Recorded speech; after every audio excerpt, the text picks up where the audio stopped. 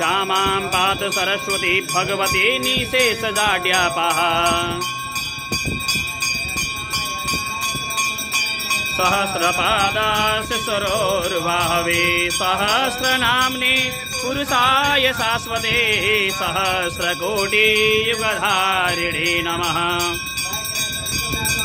काय कोटिसूर्यसमप्रभा निर्विघ्नं कुरु मे देव सर्वेषु सर्वदा। सीता समारोपितवामभागं पाणौ महाशायकचारुचापं मामि रामं रघुवंशनाथम्। भुजगशयनं पद्मनाभं सुरेशं विश्वाधारं गगनसदृशं मेघवर्णं शुभांगं लक्ष्मीकान्तं कमलनयनं योगिवृद्ध्यानगम्यं वन्दे विष्णुं भवभयहरं सर्वलोकैकनाथम्।